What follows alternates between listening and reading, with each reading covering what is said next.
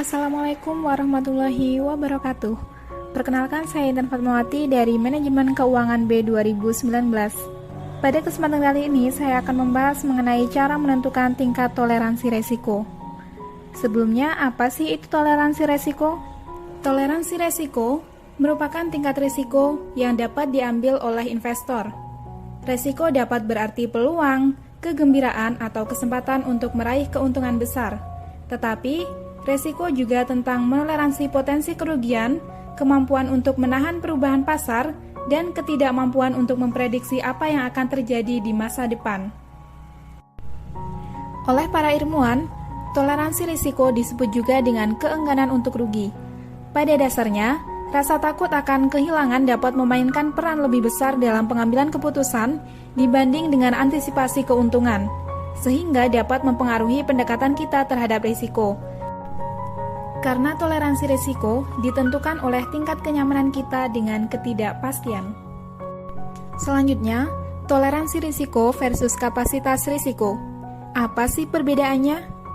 Kapasitas risiko dapat diartikan seberapa besar risiko investasi yang akan kita ambil dan ditentukan oleh situasi keuangan pribadi kita. Tidak seperti toleransi risiko yang mungkin tidak berubah sepanjang hidup kita, kapasitas risiko lebih fleksibel dan berubah tergantung pada tujuan pribadi dan keuangan kita serta waktu untuk mencapainya.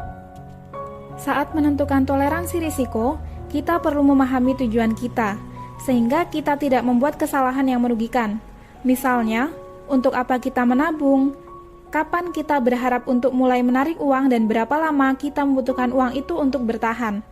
Tujuan seperti menabung untuk kuliah atau pensiun memiliki jangka waktu yang lebih lama dibandingkan dengan menabung untuk liburan atau uang muka rumah. Secara umum, semakin lama rentang waktu kita, semakin banyak pula resiko yang dapat kita tanggung karena kita memiliki lebih banyak waktu untuk pulih dari kerugian. Saat kita mendekati tujuan, kita mungkin ingin mengurangi risiko dan lebih fokus untuk mempertahankan apa yang kita miliki dibandingkan dengan mempertaruhkan kerugian besar pada waktu yang paling buruk. Salah satu strategi yang dapat kita terapkan adalah dengan membagi investasi kita ke dalam ember dengan tujuan masing-masing. Misalnya, ada ember yang dibuat khusus untuk pertumbuhan dan pendapatan, kemudian ada lagi sebagian disisihkan sebagai dana darurat. Investor cerdas mempertimbangkan risiko dan pengembalian. Investasi dengan pengembalian yang diharapkan lebih tinggi dan volatilitas yang lebih tinggi seperti saham cenderung lebih berisiko dibandingkan dengan portofolio yang lebih konservatif, yang terdiri dari investasi yang kurang volatil seperti obligasi dan uang tunai. Namun, bahkan portofolio yang paling konservatif pun dapat mengalami kerugian jangka pendek, karena kondisi pasar yang selalu berubah.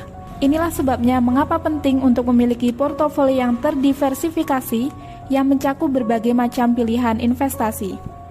Misalnya, pada awal tahun 1970, kita memutuskan untuk menginvestasikan $10.000 ke salah satu dari 3 model alokasi aset hipotetis yang ditunjukkan pada tabel ini.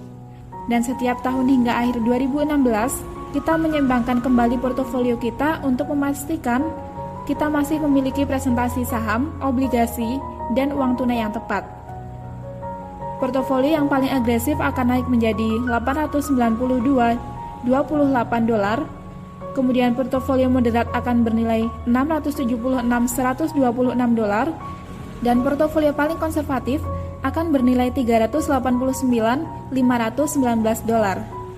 Hasil ini menunjukkan bagaimana mengambil risiko investasi ekstra berpotensi memberikan hasil yang lebih besar dibandingkan bermain aman.